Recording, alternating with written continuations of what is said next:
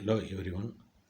இந்த வீடியோவில் நம்ம எதை டிஸ்கஸ் பண்ண போகிறோம்னா கேரக்டரிஸ்டிக்ஸ் ஆஃப் மைக்ரோ ப்ராசஸர்ன்ற டாபிக் தான் டிஸ்கஸ் பண்ண போகிறோம். இது பார்த்திங்கன்னா ஒரு இம்பார்ட்டண்ட் டாபிக். உங்களுக்கு போர்டு எக்ஸாமில் கேட்குற டாபிக். இப்போ இந்த டாப்பிக்கில் ஒன்று எதர் 2 மார்க் 3 மார்க் இல்லை அட்லீஸ்ட் 1 மார்க்லையாவது ஏதோ ஒரு கொஷின் வரும். அவ்வளோ important topic characteristics of microprocessor. அதுதான் இந்த வீடியோவில் டிஸ்கஸ் பண்ண போகிறோம். ஸோ என்ன கேரக்டரிஸ்டிக்ஸ் ஆஃப் மைக்ரோ ப்ராசஸர்? இப்போ மைக்ரோ ப்ராசஸர்னால் என்ன நமக்கு தெரியும். ஒரு கம்ப்யூட்டரில் கம்ப்யூட்டர் ஆகட்டும், அது ஸ்மார்ட் ஃபோனு ப்ராசஸர் தான் நம்மளுடைய இன்ஸ்ட்ரக்ஷனை எக்ஸிக்யூட் பண்ணும். நம்ம கொடுக்குற ப்ரோக்ராம்ஸ் எல்லாமே எது எக்ஸிக்யூட் பண்ணணும்னா ப்ராசஸர் தான். ஸோ எந்த கம்ப்யூட்டர் இருந்தாலும் எப்படி நமக்கு பிரெயின் தான் நமக்கு எல்லாமே கமாண்ட் எல்லாமே கொடுத்துட்டு என்டையர் பாடி சிஸ்டத்தை கமாண்ட் கொடுக்கறது பிரெயின் தான். அதே போல் கம்ப்யூட்டர்னும் போது பார்த்திங்கன்னா மைக்ரோ ப்ராசஸ் தான் நமக்கு மெயின். அதுதான் நமக்கு இன்ஸ்ட்ரக்ஷன்ஸை எக்ஸிக்யூட் பண்ணும். இன்ஸ்ட்ரக்ஷனாக கமாண்ட். கம்ப்யூட்டர் ஒரு மெஷின். இப்போ ஓகே, அது நம்ம கொடுக்குற நம்ம ப்ரோக்ராம் எழுதுகிற ப்ரோக்ராம் தான் கமாண்ட்ஸ். அதை எப்படி எக்ஸிக்யூட் பண்ணணும்னா மைக்ரோ ப்ராசஸர் தான் எக்ஸிக்யூட் பண்ணும். ஓகேவா? ஸோ அது அதனுடைய பர்ஃபார்மன்ஸ் தான் நம்ம கேரக்டரிஸ்டிக். அது மைக்ரோ ப்ராசஸர்னால் எப்படி அதனுடைய பர்ஃபார்மன்ஸை பற்றி என்னெல்லாம் பேராமீட்டர் இருக்குன்றதை நம்ம டிஸ்கஸ் பண்ணுறோம். A microprocessor performance depends on the following characteristics. Okay, clock speed, instruction set, word size. ஒரு ப்ராசஸோட பர்ஃபார்மன்ஸ் எதை டிபெண்ட் பண்ணிகிட்டு இருக்குன்னா clock speed, instruction set, word size. இப்போ நம்ம ஆஸ் எ ஹியூமன் பீயிங் நம்மளுடைய பர்ஃபார்மன்ஸ் எதில் உதாரணத்துக்கு நான் ஒரு இன்டர்வியூக்கு போகிறேன். என்னுடைய பர்ஃபார்மன்ஸ் எதை பேஸ் பண்ண இருக்குன்னா, ஸோ அவன் என்ன பர்ஃபார்மன்ஸ் பண்ணால் டெஸ்ட்டு இன்டர்வியூலாம் நல்லா பர்ஃபார்ம் பண்ணான்னா ஜாபுக்கு எடுத்துப்பாங்க. ஸோ அப்போனா நமக்கு அவன் எதை பர்ஃபார்மன்ஸ் ஒரு சம் பேராமீட்டர் வச்சுட்டு இருக்காங்க.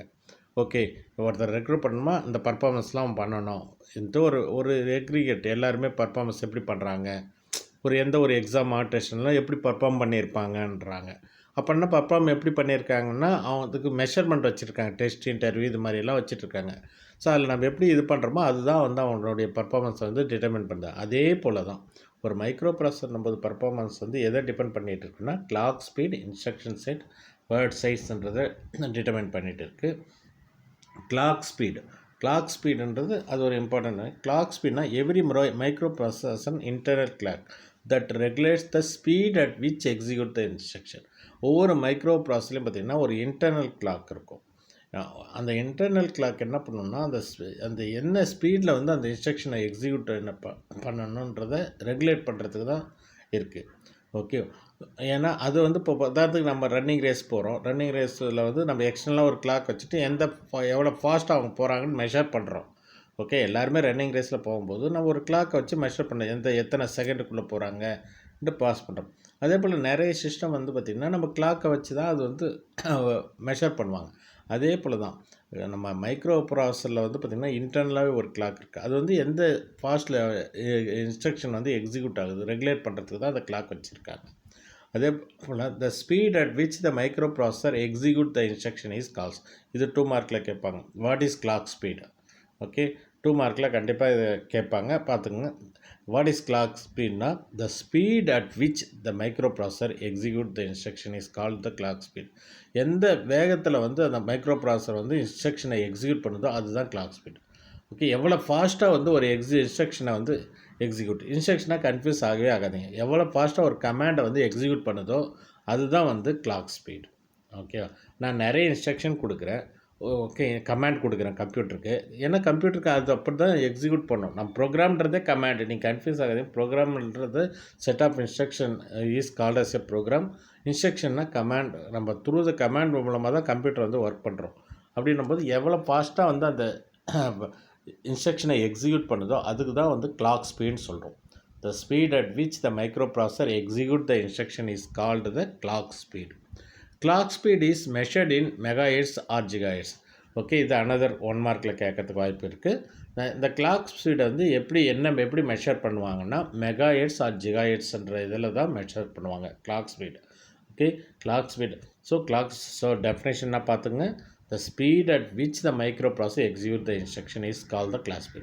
எந்த ஸ்பீடு, ஸோ எவ்வளோ வேகமாக ஃபாஸ்ட்டாக ஒரு இன்ஸ்ட்ரக்ஷனை எக்ஸிக்யூட் பண்ணுதோ அதை தான் கிளாக் ஸ்பீடுன்னு சொல்கிறோம். வேறு அது வந்து இன்புட் இன்ஸ்ட்ரக்ஷனாக இருக்கலாம், அவுட்புட். நீங்கள் இன்புட் கமாண்ட் கொடுக்குறீங்களா ப்ரோக்ராம் டீச் பண்ணும்போது சொல்கிறேன். இப்போ உதாரணத்துக்கு வந்து நீங்கள் ++ படிக்கும்போது சிஇன் கொடுப்பீங்க. அவுட்புட்டுக்கு வந்து சி அவுட்னு ஒரு கமாண்டை யூஸ் பண்ணுவீங்க. அதுக்கப்புறம் ஃபார் எக்ஸாம்பிள் ஒரு 2 நம்பரை வாங்குகிறேன். A=5, B=10, C=A+B. இங்கே வந்து பார்த்திங்கன்னா அரித்மெட்டிக் ஆப்ரேஷன்ஸ் இருக்குது. ஸோ இது மாதிரி எந்த இன்ஸ்ட்ரக்ஷன்னாலையும் இருக்கட்டும், நீங்கள் ப்ரோக்ராம் எழுதும்போது அதை வந்து எவ்வளோ ஃபாஸ்ட்டாக ஒவ்வொரு இன்ஸ்ட்ரக்ஷனையும் எக்ஸிக்யூட் பண்ணுது, அதை தான் வந்து மைக்ரோ ப்ராசஸர் கிளாக் ஸ்பீட் சொல்கிறோம். அது வந்து எப்படி மெஷர் பண்ணுவாங்கன்னா, அது ஞாபகம் எப்படி மெஷர் பண்ணுவாங்கன்னா megahertz and gigahertz. Clock speed வந்து எப்படி மெஷர் பண்ணுவாங்கன்னா மெகாஹெர்ட்ஸ், ஜிகாஹெர்ட்ஸ். நெக்ஸ்ட்டு வந்து பார்த்திங்கன்னா நெக்ஸ்ட் பர்ஃபார்மன்ஸ் எப்படி இது பண்ணுவாங்கன்னா டிபெண்ட்ஸ் பண்ணுவாங்கன்னா இன்ஸ்ட்ரக்ஷன் செட். இன்ஸ்ட்ரக்ஷன்னா a command which is given to a computer to perform an operation on data is called instruction. A command which is given to a computer to perform an operation is on data is called instruction. For example, இப்போ நான் வந்து உங்களுக்கு ஏதாவது ஒன்று work கொடுக்கணுன்னா நான் வந்து உங்கள்கிட்ட சொன்னாவே போதும். நம்மளாம் ஹியூமன் பீயிங். இப்போ நான் ஆஸ் எ டீச்சர் வந்து நான் உங்கள்கிட்ட சொல்கிறேன், இந்த அசைன்மெண்ட் எழுதுங்கன்னா நீங்கள் ஃபாலோ பண்ணி எழுதுவீங்க. அதே போல் டெஸ்ட் வச்சேன்னா உடனே எழுதுவீங்க. நான் எது சொன்னாலும் நீங்கள் வந்து அதை ஃபாலோ பண்ணி செய்கிறோம். அதே போல் தான் நான் ஒரு கம்ப்யூட்டர்ன்றது ஒரு மெஷின். அதுக்கிட்ட நான் வேலை வாங்கணுன்னா எப்படின்னா, நான் ஒரு கமாண்ட் கொடுக்குறேன், ப்ரோக்ராம் எழுதுகிறேன். ப்ரோக்ராம் எழுதி தான் நம்ம வந்து கம்ப்யூட்டரை வந்து எக்ஸிக்யூட் பண்ணுறோம், வேலை வாங்குகிறோம். இப்படி உங்கள்கிட்ட நான் ஒரு கமாண்ட் இன்ஸ்ட்ரக்ஷன் நம்ம டிஸ்கஸ் பண்ணி வேலை வாங்கணும். அதே போல் தான் கம்ப்யூட்டர்கிட்ட வேலை வாங்கினா நான் வந்து ஒரு கமாண்ட் ஒரு ப்ரோக்ராம் இன்ஸ்ட்ரக்ஷன் கொடுக்குறேன். A command which is given to a computer to perform an operation on data. But data வந்து perform operation on data is called instruction. இப்போ நான் வந்து டேட்டான்னு வச்சுக்கோங்க. ஃபார் எக்ஸாம்பிள் உன்னுடைய ரிசல்ட்டை கண்டுபிடிக்கணுன்னா நான் அதுக்கு என்ன கொடுக்கணும், மார்க் இருந்தால் தான் நம்ம ரிசல்ட்டை கண்டுபிடிக்க முடியும். ஒரு டெஸ்ட் எழுதுனீங்கன்னா தான் நம்ம ரிசல்ட்டை வந்து நீங்கள் பாஸ் ஆஃப் ஃபெயிலான்னு சொல்ல முடியும். அப்படின்னா என்ன டேட்டான்றது வந்து அந்த மார்க்கு தான் டேட்டா. ஓகேவா? எதுக்கு எடுத்தாலும் நமக்கு வந்து டேட்டா இருந்துச்சுன்னா தான் நம்ம பண்ண முடியும். இப்போ நான் ஏதாவது ஒரு பிஸ்னஸ் ஆரம்பிக்கணுன்னும் போது எனக்கு மணின்ற ஒரு இது இருந்துச்சுன்னா தான் நான் பிஸ்னஸ் ஆரம்பிக்க முடியும். மணி தான் இன்புட்டு எந்த பிஸ்னஸும். அதே போல் வந்து மணி மட்டும் இல்லை, மற்ற விஷயம்லாம் இருக்குது இன்புட்டு. அதே போல் வந்து எது இருந்தாலும் நமக்கு டேட்டா வந்து கொடுக்குறோம். அதை வச்சு தான் நம்ம ப்ராசஸ் பண்ண போகிறோம். ஓகேவா? நீங்கள் ஒரு கடைக்கு போகிறீங்க, ஒரு உடனே நீங்கள் வந்து பொருளெல்லாம் எடுத்துகிட்டு நீங்கள் அது பொருளோட ப்ரைஸ்க்கு அவங்க பார்த்து தான் அதுதான் டேட்டா. அதுக்கப்புறம் தான் நீங்கள் எவ்வளோ டோட்டலாக கொடுக்கணும்னு சொல்லுவாங்க. ஸோ எ கமாண்ட், அதுதான் command which is given to a computer. நம்ம ஒரு கமாண்ட் கொடுக்குறோம் கம்ப்யூட்டருக்கு, that perform an operation on data. அந்த என்ன பண்ணணும், அந்த டேட்டா வச்சுட்டு என்ன பண்ணணும், நான் ரிசல்ட்டை கண்டுபிடிக்கணும். உன்னுடைய மார்க் வச்சு, மார்க்கு தான் டேட்டா. நீங்கள் ரொம்ப கன்ஃபியூஸ் ஆகுது. மார்க்கு தான் டேட்டான்னு வச்சுக்கோங்க. அந்த மார்க் இங்கே 6 சப்ஜெக்ட் இருக்குது. அந்த 6 சப்ஜெக்டோட மார்க்கு தான் டேட்டா. அதை வச்சுட்டு நான் என்ன கண்டுபிடிக்க போகிறேன், okay, result, total, average, grade எல்லாமே கண்டுபிடிக்கிறேன். ஸோ அதை எப்படி பண்ண போகிறேன்னா கமாண்ட் மூலமாக தான் பண்ண போகிறேன். Command which is given to a computer to perform an operation on data is called instructions. Basic set of machine level instruction. Basic set of machine level instruction that a microprocessor is designed to execute is called the instruction set. Okay, the basic level of machine level instruction. என்னென்ன basic level machine instruction இருக்குன்னா microprocessor design to execute is called instruction set.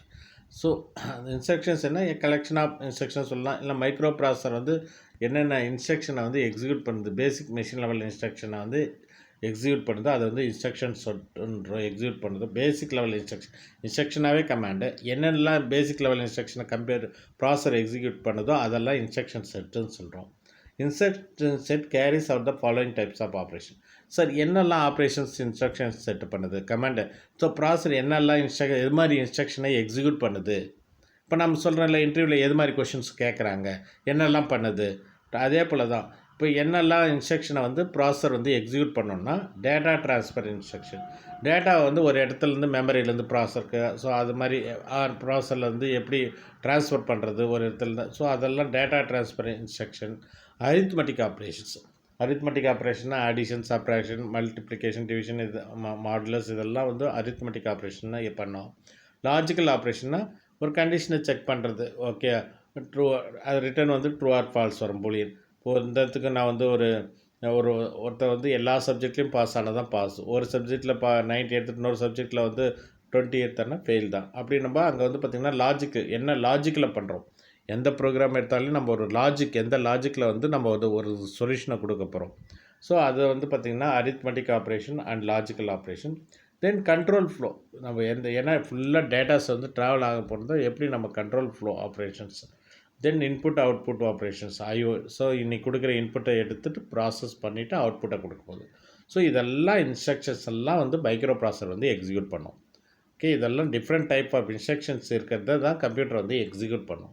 Okay, என்னெல்லாம் இன்ஸ்ட்ரக்ஷன்ஸ்னால் data transfer instruction, arithmetic என்னெல்லாம் operation computer பண்ணோன்னா processor பண்ணோன்னா data transfer operation, arithmetic operation, logical operation, control flow operation, IO input output operations. Okay, so இதுதான் instruction. First வந்து clock speed, okay, எவ்வளோ ஃபாஸ்ட்டாக execute பண்ணணுன்றது. அதுக்கப்புறம் processor வந்து ஒரு command given to A computer இருக்கால் ஒரு அதுக்கப்புறம் எவ்வளோ ஃபாஸ்ட்டாக எக்ஸிக்யூட் பண்ணணுன்றது. செகண்ட் வந்து இன்ஸ்ட்ரக்ஷன்ஸ்னா ஒரு கமாண்ட் வந்து கம்ப்யூட்டருக்கு கொடுக்குறோம். ஓகே, ஸோ அது வந்து கமாண்ட் மூலமாக தான் ஒரு ப்ரோக்ராமை எக்ஸிக்யூட் பண்ணுறோம். ஓகேவா? ஸோ அதுதான் வந்து இன்ஸ்ட்ரக்ஷன் சொல்கிறோம். ஸோ அடுத்தது வந்து பார்த்திங்கன்னா வேர்ட் சைஸ். அதில் மூணாவது முக்கியமாக பர்ஃபார்மன்ஸை டிட்டர்மைன் பண்ணுறது word size. The number of bits that can be processed by a processor in a single instruction is called its word size. Okay, number of bits that can be processed by a processor at a time. எத்தனை பிட்டை வந்து கம்ப்யூட்டர்னாவே உங்களுக்கு தெரியும், binaries தான், zeros and ones தான் கம்ப்யூட்டர்னாவே. அதுக்கு வந்து நம்ம மாதிரி இங்கிலீஷ் லாங்குவேஜெல்லாம் கம்ப்யூட்டர் வந்து அண்டர்ஸ்டாண்ட் பண்ண முடியாது. ஓகேவா? இப்போ நம்ம என்ன தான் நீங்கள் கேட்கலாம், சார் அப்படின்னா நம்ம எப்படி சார் ஜீரோஸ் அண்ட் ஒன்ஸ் தான் ப்ரோக்ராம் எழுதுகிறோமான்னா இல்லை, நாம் வந்து எழுதுகிற ப்ரோக்ராம்ஸ் எல்லாம் high level language. C++, Java, பைத்தான்லாம் ஹை லெவல் லாங்குவேஜ். ஆனால் கம்ப்யூட்டருக்கு வந்து என்ன பண்ணணும்னா அதெல்லாம் ப்ரோக்ராமெல்லாம் ஹை லெவல் லாங்குவேஜ். அதுக்கான கம்ப்யூட்டர் வந்து ஜீரோஸ் அண்ட் ஒன்ஸ் தான் வந்து கம்ப்யூட்டருக்கு தெரியும். அப்படின்னும்போது அட் ஏ டைம் வந்து எத்தனை பிட்ஸை வந்து நம்பர் ஆஃப் பிட்ஸை வந்து ப்ராசஸ் பண்ணுதோ அதுதான் வந்து சிங்கிள் இன்ஸ்ட்ரக்ஷனில் கால்டு வேர்ட் சைஸ்னா. அட் ஏ டைம் எவ்வளோ ப்ராசஸ் பண்ண முடியும். இப்போ நம்ம சொல்லவில்லை அட் ஏ டைம் இத்தனை பேருக்கு தான் சர்வீஸ் பண்ண முடியும். ஓகே, அட் ஏ டைம் இப்போ ஏதோ ஒரு ஆள்னா அந்த டைமில் வந்து அட் ஏ டைம் வந்து 500 பேர் தான் அந்த ஆளில் இருக்க முடியும். ஒரு சினிமா தேட்டர் போகிறீங்க, ஸோ அந்த சினிமா தேட்டருக்கு கெப்பாசிட்டி இருக்குது. ஸோ 1000 பர்சன் தான் உட்கார முடியும்னா அதுதான் கெப்பாசிட்டி. ஒரு செமினார் ஹாலில் 200 பேர் தான் உட்கார முடியும். கிளாஸ் ரூமில் 60 ஸ்டூடெண்ட் தான் உட்கார முடியும். ஸோ இதெல்லாம் வந்து கெப்பாசிட்டி இவ்வளோ பேர் தான் அட் ஏ டைம் பண்ண முடியும்ன்ட்டு இருக்குல்ல. அதே போல் தான் number of bits that can be processed by a processor. Okay, ஒரு ப்ராசஸர் வந்து அட் ஏ செகண்டில் எவ்வளோ பிட்ஸை வந்து ப்ராசஸ் பண்ணோம், பர்டிகுலர் செகண்டில் எத்தனை பிட்ஸை வந்து ப்ராசஸ் பண்ணோம். ஓகே, நீ கொடுக்குற டேட்டாலாம் வந்து பைனரிஸாக கன்வெர்ட் ஆகிடும். ஓகே, நீ வாட் எவர் நீ ஹை லெவலில் அங்கே கொடுத்தாலையும் கம்ப்யூட்டருக்கு போகிறதுக்குள்ளே அது வந்து பைனரி ஜீரோஸ் அண்ட் ஒன்ஸாக கன்வெர்ட் ஆகிடும். அப்போ வந்து அட் ஏ டைமில் வந்து எவ்வளோ பிட்ஸை வந்து ப்ராசஸ் பண்ணுது. ஓகே, பர் செகண்டில் வந்து எத்தனை பிட்ஸை ப்ராசஸ் பண்ணுது. ஓகே, அதை தான் வந்து நம்ம வந்து வேர்ட் சைஸ்ன்னு சொல்கிறோம். Number of bits that can be processed by a processor in a single instruction. ஒரு இன்ஸ்ட்ரக்ஷனில் அட் ஏ டைம் எத்தனை பிட்டை வந்து ப்ராசஸ் பண்ணுது, எக்ஸிக்யூட் பண்ணுது கம்ப்யூட்டரு ப்ராசஸர், அதை தான் வேர்ட் சைஸ் சொல்கிறோம். Word size determines the amount of RAM that can be accessed by a processor. So அந்த வேர்ட் சைஸை வந்து எதை டிட்டர்மைன் இருக்குன்னா ரேம் கேன் பி. ஓகே, நம்ம கம்ப்யூட்டரில் வந்து எவ்வளோ ரேம் இருக்குது. நீங்கள் மொபைல் வாங்கினாலையும் நம்ம சொல்கிறோம் இல்லை 4 GB RAM, 8 GB RAM, 16 GB RAM வாங்குகிறோம். ஹார்ட் டிஸ்க் ஸ்டோரேஜ் கெப்பாசிட்டி அதிகமாக இருக்கும், 32 GB, 64 GB, 128 GB. ஆனால் ரேம் தான் வந்து நமக்கு வந்து அந்த ஸ்பீடை வந்து டிட்டர்மைன் பண்ணுது. ரேம் அப்போ வந்து அதுதான் வந்து ரேம் காஸ்ட்லி. நீங்கள் எந்த இடத்துலையாவது நீங்கள் வந்து மொபைலில் வந்து பார்த்திங்கன்னா நான் வாங்குகிற மொபைலில் 128 GB ரேம்லாம் வந்து ரேராக தான் வாங்குவோம். ஏன்னா அது ரொம்ப காஸ்ட்லி. நீங்கள் ரேம் அதிகமாக ஆக ஆக உங்களுடைய மொபைல் வந்து ரொம்ப காஸ்ட்லி ஆகிடும். ஏன்னா ரேம் வந்து காஸ்ட்லி, ஆனால் ஸ்டோரேஜ் வந்து ரொம்ப கம்மி. அதனால் ரேம் வந்து மினிமமாக தான் இருக்கும் மொபைலில். ஸ்டோரேஜ் வந்து உங்களுக்கு வந்து 128 GB கொடுப்பாங்க, ஆனால் ரேம் பார்த்திங்கன்னா 8 GB அது மாதிரி தான் வரும். ஏன்னா அது வந்து காஸ்ட்லி. ஸோ அதுதான் வந்து ஸ்பீடை வந்து டிட்டர்மைன் பண்ணுது. இன்னும் எவ்வளோ ஃபாஸ்ட்டாக உன்னுடைய டிவைஸ் வந்து ஒர்க் ஆகும். அது கம்ப்யூட்டர் ஆகட்டும், மொபைல் ஆகட்டும், ரேம் தான் main reason. A processor in a single instruction is called its word size. So word size determine the word size எவ்வளோ பிட்டை வந்து ப்ராசஸ் பண்ணணுமோ அது வந்து determine the amount of RAM that can be accessed by a prompt. So எவ்வளோ ரேமை வந்து இந்த ப்ராசஸர் வந்து எக்ஸிக்யூட் பண்ணும் அதை டிட்டர்மைன் பண்ணுறது தான் word size. Okay, so it determines the amount of RAM that can be. So amount of RAM, ஏன்னா அமௌண்ட் ஆஃப் ரேம்னும் போது நம்ம சிஸ்டத்தில் எவ்வளோ ரேம் இருக்கோ அதை பொறுத்து தான் அது வந்து number of bit process by the processor. Okay, for example நீங்கள் வந்து 32 பிட்டு 64 நீங்கள் கம்ப்யூட்டரில் நீங்கள் பார்த்தீங்கன்னா கம்ப்யூட்டரில் மை கம்ப்யூட்டர் இருக்கும், my computer or my PC. Okay, நீங்கள் மை கம்ப்யூட்டர் மை பிசியில் வந்து ரைட் கிளிக் பண்ணிங்கன்னா ப்ராப்பர்ட்டிஸ்னு ஒன்று இருக்கும். Okay, my computer or my PC this பிசின்னு இருக்கும். அதில் ரைட் கிளிக் பண்ணிங்கன்னா ப்ராப்பர்ட்டிஸ்னு இருக்கும். அந்த ப்ராப்பர்ட்டிஸில் போய் பார்த்தீங்கன்னா உங்களுடைய இது வந்து ஆப்ரேட்டிங் 32 பிட் ஓஎஸ்ஆ 64 பிட் ஓஎஸ்ஆ ப்ராசர் என்ன ப்ராசர் யூஸ் பண்ணியிருக்கீங்க ரேம் எல்லாம் வரும். ஸோ அதெல்லாம் பார்த்தீங்கன்னா இந்த பர்ஃபார்மன்ஸை டிட்டர்மின் அதை பேஸ் பண்ணி நீங்கள் சொல்லிடலாம். நீங்கள் இன்டெல் ப்ராசர் யூஸ் பண்ணிகிட்டே இருக்கீங்க, அதனுடைய ஸ்பீடு வந்து 2 GHz ஸ்பீடு. ஓகே, அதே போல் வந்து அது 32 பிட் ப்ராசஸர் 64 பிட்னும் போது எவ்வளோ பிட்டு வந்து at A second particular second வந்து ப்ராசஸ் பண்ணுன்றது தான் 34 பிட் 64 பிட். ஸோ அதுதான் வந்து வேர்ட் சைஸ்னு சொல்கிறோம். Okay, so the number of bits that can be processed by a process in a single instruction is called its word size. So word size determine the amount of RAM that can be accessed by a computer. So எவ்வளோ ரேமை வந்து processor வந்து access பண்ணுது. நீங்கள் எவ்வளோ தான் நீங்கள் heart டிஸ்கில் வந்து நீங்கள் டேட்டா வச்சுருந்தாலையும் டைரெக்டாக ஹார்ட் டிஸ்க்லேருந்து ஆக்சஸ் பண்ணாது. எல்லா டேட்டாவும் ரேமுக்கு போயிட்டு ரேம்லேருந்து தான் வந்து மைக்ரோ ப்ராசஸர் வந்து எக்ஸிக்யூட் பண்ணும். ஓகே, நேராக வந்து ஸோ எப்படி வந்து ஒரு ப்ராசஸர் எக்ஸிக்யூட் பண்ணால் லிசன் கேர்ஃபுல்லி, எப்படி வந்து ஒரு ப்ராசஸர் வந்து இன்ஸ்ட்ரக்ஷனை எக்ஸிக்யூட் பண்ணணும்னா நேராக ரேமில் இருக்கிற இன்ஸ்ட்ரக்ஷனை தான் எடுத்துகிட்டு ப்ராசஸரிங்க வந்து ப்ராசஸ் பண்ணும். ஸோ அப்போனா நீங்கள் ஹார்ட் டிஸ்கில் ஏதாவது ஸ்டோர் பண்ணி வச்சுருந்தாலும் நீங்கள் ஏதாவது அதை ஓப்பன் பண்ணும்போது அது ரேமுக்கு மூவ் ஆகிட்டு ரேம்லேருந்து தான் வந்து ப்ராசஸர் வந்து எடுத்துக்கும். ஸோ இதுதான் word size. So the performance வந்து மைக்ரோ ப்ராசஸரோட பர்ஃபார்மன்ஸ் வந்து 3 பேராமீட்டர் இருக்குது. ஒன்று வந்து clock speed, instruction set, word size. இது 3 வெரி வெரி இம்பார்ட்டன்ட். அதை கொஞ்சம் பார்த்துக்குங்க. அதே போல் இந்த ஸ்பீட் மெஷர்மெண்ட்டு இருக்குது பாருங்கள், ஹெர்ட்ஸ். இது வந்து ஒரு சில டைம் 1 மார்க்கில் கேட்குறதுக்கு 1 மார்க் 2 மார்க் புக் இன்சைட் கொஷின்ஸ்னு கேட்பாங்க. உங்களுக்கு கேரக்டரிஸ்டிக்ஸ் ஆஃப் மைக்ரோ ப்ராசஸர்னால் புக் பேக்லேயே வந்துடும். இது மாதிரி புக் இன்சைட் கொஷின்னு கேட்பாங்க ஒரு சில டைம். ஹெர்ட்ஸ்னால் என்னென்னா abbreviated at HZ which is the standard unit of measurement. It is a standard unit of measurement used for measuring the frequency. ஃப்ரீக்வன்சியை மெஷர் பண்ணுறதுக்கு என்னன்னு கேட்பாங்க. What is the unit measure for ஃப்ரீக்வன்சின்னும் போது ஹெர்ட்ஸு தான் வந்து ஃப்ரீக்வன்சியை மெஷர் பண்ணுறோம். Frequency is measured in cycles per second. இப்போ எத்தனை சைக்கிள்ஸ் பர் செகண்ட்னு சொல்லுவாங்க. 1 Hz equal to 1 cycle per 1 Hzனா 1 சைக்கிள் பர் செகண்ட். ஓகே, இப்போது தான் ஸோ நம்ம வந்து இது முன்னாடி பார்த்திங்கன்னா எவ்வளோ ஹெர்ட்ஸுன்றது.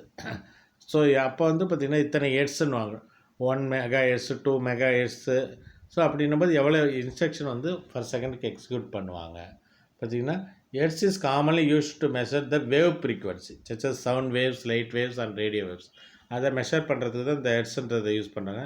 Human ear can detect sound waves between 20 to 20,000 MHz வரை நம்மளுடைய காது வந்து அந்த சவுண்ட் வேவ்ஸை வந்து இது பண்ணோம். ஸோ அதுதான் வந்து பார்த்திங்கன்னா நம்மளால் இது கேட்க முடியும் 20 to 20,000 இது. சவுண்ட் வேவ்ஸ்ன்றது க்ளோஸ் டு 20 Hz. அதே low pitch and are call bass frequencies. So அந்த ஹெர்ட்ஸை பற்றிட்டு அதை கொஞ்சம் சொல்லியிருக்காங்க. அதை வந்து ஒரு ஜஸ்ட் நாலேஜுக்காக இதை படிச்சுக்கோங்க. அதே போல் அந்த ஹெர்ட்ஸை பற்றி இன்னும் என்ன சொல்ல ஹெர்ட்ஸ்.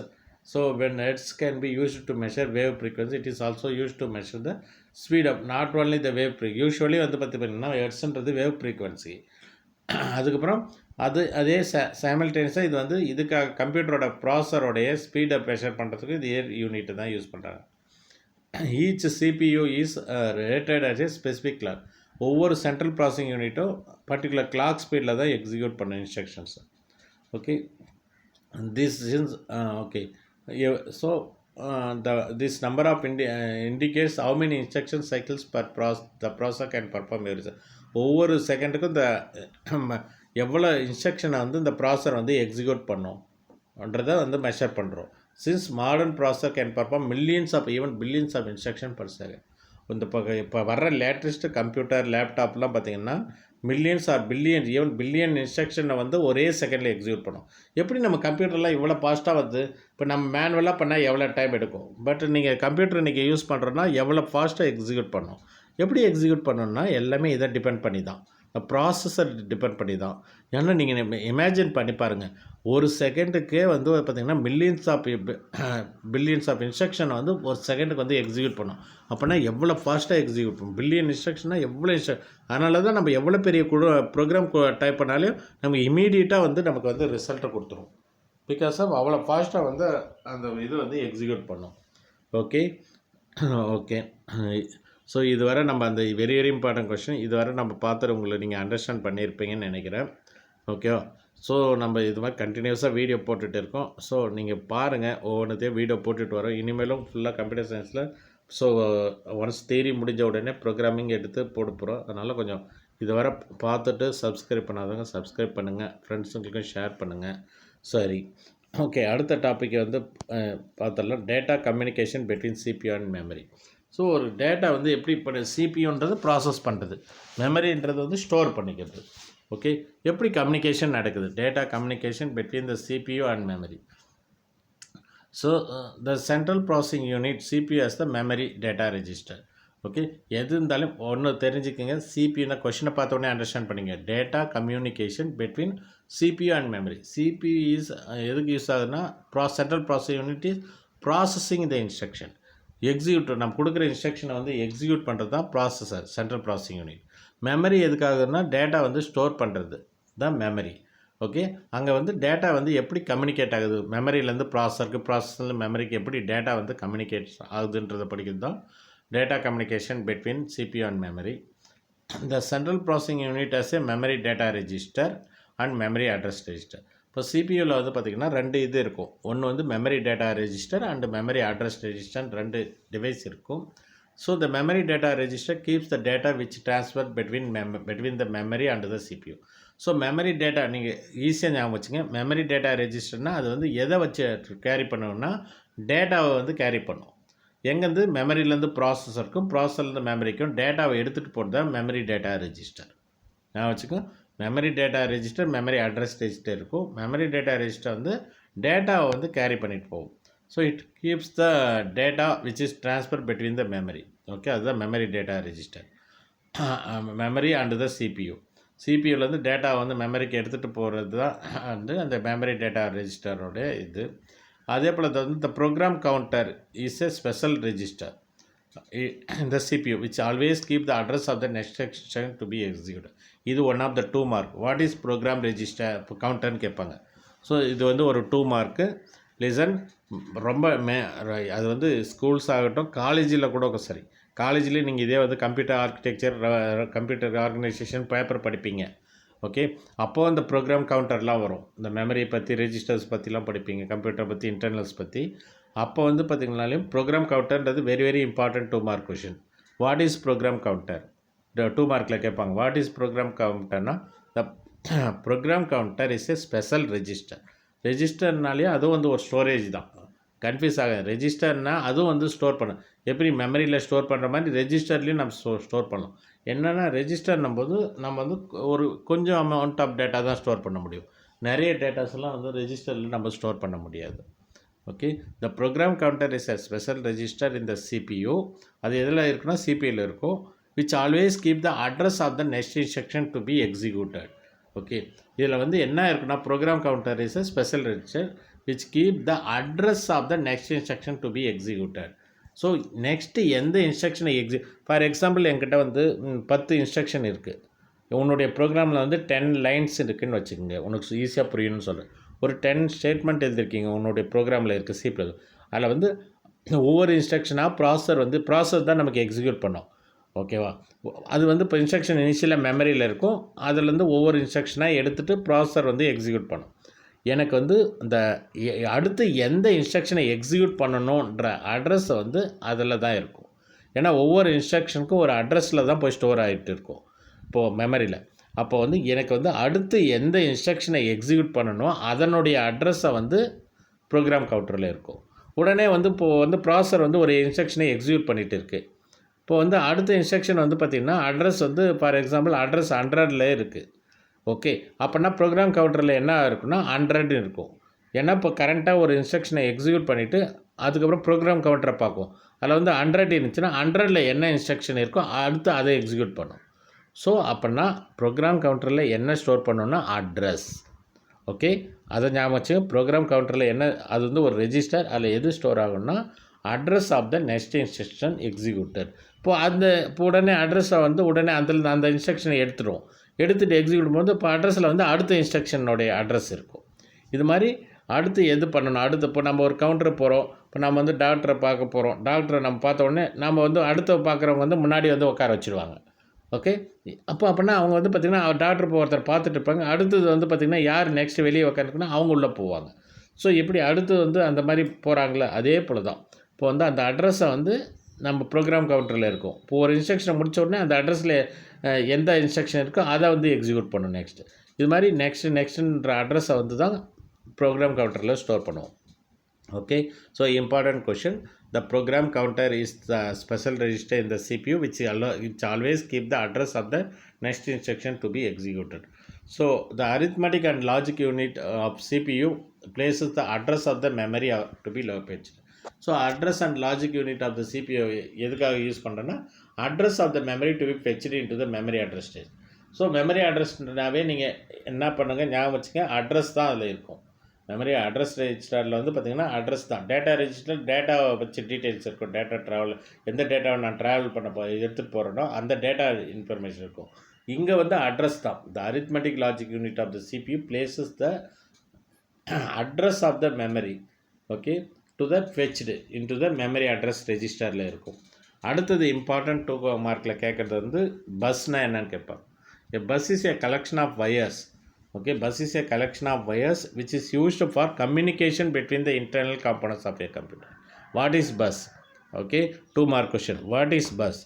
Okay, நான் எடுத்துட்டு நான் டீச் பண்ணிட்டு வரும்போதே எது இம்பார்ட்டன்ட், எது 2 மார்க், எது 1 மார்க் நான் சொல்லிகிட்டு இருக்கேன். அதனால் நீங்கள் இது ரொம்ப யூஸ்ஃபுல்லாக இருக்கும். நான் படிக்கும்போதே நீங்கள் அது மாதிரி படிங்க. ஓகே, நான் சொல்லதெல்லாம் ஹைலைட் பண்ணிவிடுவேன். இதெல்லாம் வெரி வெரி இம்பார்ட்டண்ட். இப்போன்னு கிடையாது, நீங்கள் காலேஜில் வந்து கம்ப்யூட்டர் சயின்ஸ் டிகிரி எடுத்தீங்கனாலே இதெல்லாம் இம்பார்ட்டன்ட் டாபிக். இந்த சப்ஜெக்ட்லாம் படிப்பீங்க, டீட்டெயிலாக படிப்பீங்க. இப்போ ஒரு லெசனாக படிக்கிறது அங்கே ஒரு சப்ஜெக்டாகவே படிப்பீங்க. ஓகே, அப்போ இன்னும் நிறைய படிப்பீங்க. அப்போ வந்து இதெல்லாம் வந்து அங்கே கூட வெரி வெரி இம்பார்ட்டண்ட்.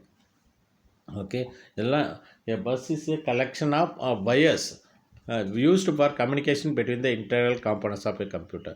இப்போ நம்ம கம்ப்யூட்டர் நம்போது வந்து ஒரு காம்பனன்ட் கிடையாது, ஸோ மெனி காம்பனன்ட் இருக்குது. நீங்கள் ஃபஸ்ட்டு சாப்டர்லேயே காம்பனன்ட்ஸ் ஆஃப் கம்ப்யூட்டர் படிச்சிருப்பீங்க. Arithmetic unit, control unit, memory unit. அதுக்கப்புறம் பார்த்திங்கன்னா நம்ம அதுக்குள்ளே வந்து டிஃப்ரெண்ட் காம்பனன்ட்ஸ் இருக்குது. ஸோ சிபியூலேயே ALU control unit, memory unit இருக்குது, இன்புட் யூனிட் இருக்குது, அவுட்புட் யூனிட் இருக்குது. நிறைய காம்பனன்ட்ஸ் இருக்குது. கம்ப்யூட்டர்ன்றது போது நிறைய ஹார்ட்வேர் காம்பனன்ட்ஸ் இருக்குது.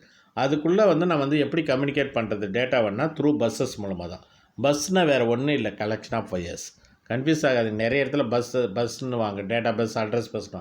பஸ்னால் எதுவுமே இல்லை, கலெக்ஷன் ஆஃப் வயர்ஸ் தான் பஸ்ன்னு வாங்க. எதுக்காகனா ஒரு காம்பனண்ட்லேருந்து இன்னொரு காம்பனண்ட்டை கனெக்ட் பண்ணுறோம். நம்ம ஒயர் மூலமாக தானே கனெக்ட் பண்ணுவோம். இப்போ நம்ம ஒரு டிவைஸ்லேருந்து இன்னொரு டிவைஸை கனெக்ட் பண்ணும்போது ஒயர் மூலமாக தான் கனெக்ட் பண்ணுவோம். ஸோ அதே போல் தான் கம்ப்யூட்டரில் வந்து ஒரு காம்பனண்ட், ஃபார் எக்ஸாம்பிள் மெமரியிலேருந்து ப்ராசஸரை கனெக்ட் பண்ணுறது, ப்ராசஸர்லேருந்து சம் அதர் டிவைஸஸை கனெக்ட் பண்ணுறோம். இதெல்லாம் வந்து பார்த்திங்கன்னா எல்லாமே ஒயர் மூலமாக தான் கனெக்ட் பண்ணுவோம். இங்கே ஒயர்னு நம்ம யூஸ் பண்ண மாட்டோம். என்ன டேர்மை யூஸ் பண்ணுறோன்னா பஸ்ன்ற டேர்மை யூஸ் பண்ணுவோம்.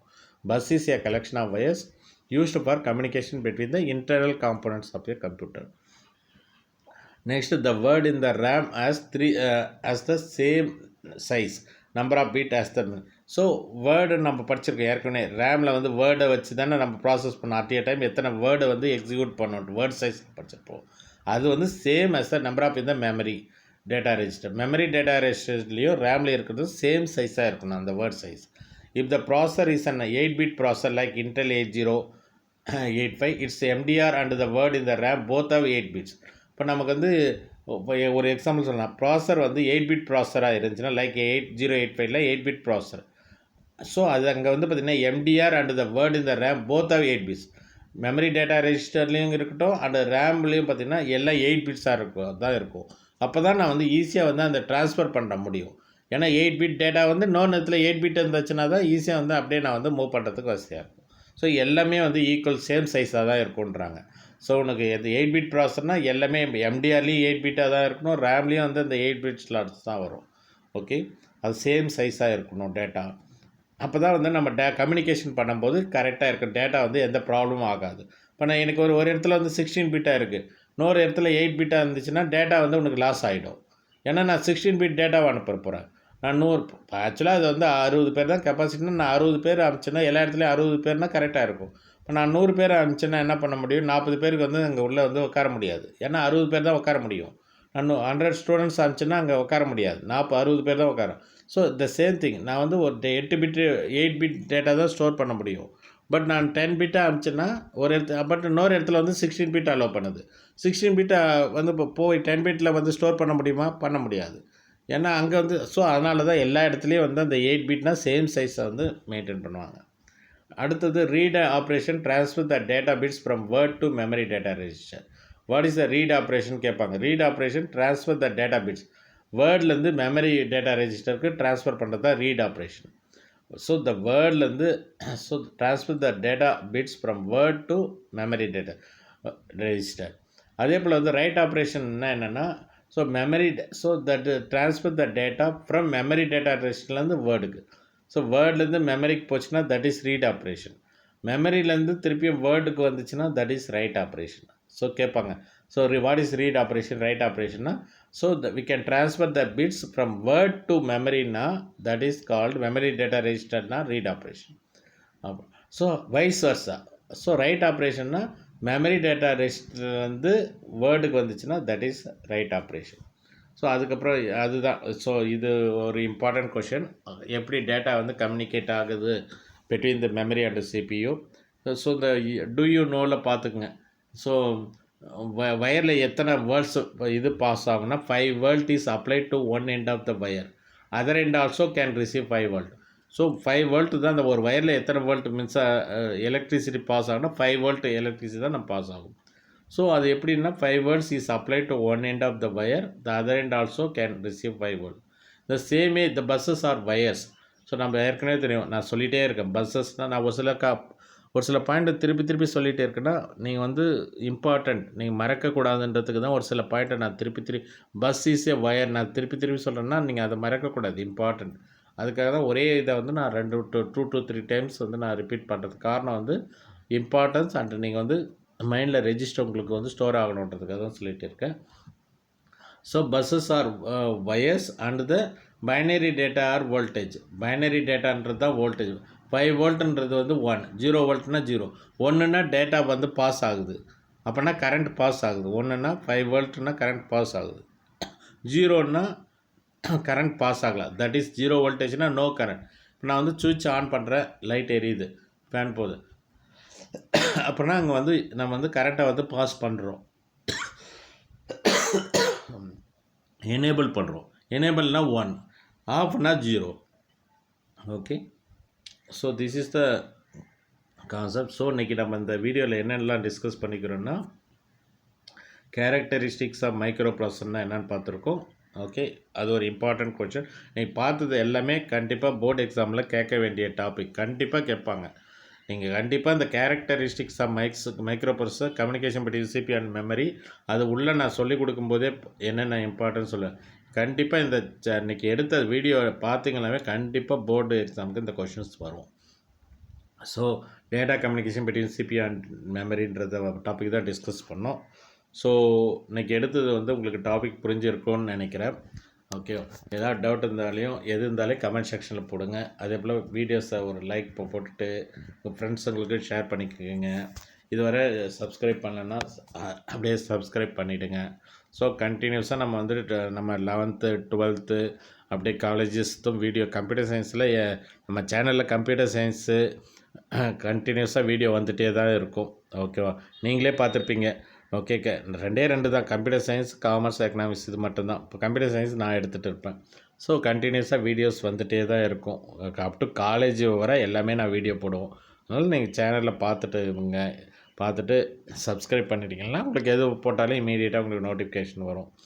ஓகேவா, ஸோ அதே போல் எக்ஸாம் பாயிண்ட் ஆஃப் வியூ, அதே போல் நான் வந்து எதெல்லாம் இம்பார்ட்டன்றதை வர உங்களுக்கு சொல்லுவேன். அதே போல் வந்து கம்பெனிஸ்லேயும் வந்து எந்தெந்த டாபிக் இம்பார்ட்டண்ட், எதெல்லாம் நீங்கள் யூஸ் பண்ணுவீங்கன்றதும் ப்ரோக்ராமிங் லாங்குவேஜ் எடுக்கும்போது அதையும் சொல்லித்தரேன். So okay, thank you. அடுத்த டாப்பிக்கில் வந்து பார்த்துக்கலாம், நெக்ஸ்ட் வீடியோவில் பார்க்கலாம். ஓகே, தேங்க்யூம்மா.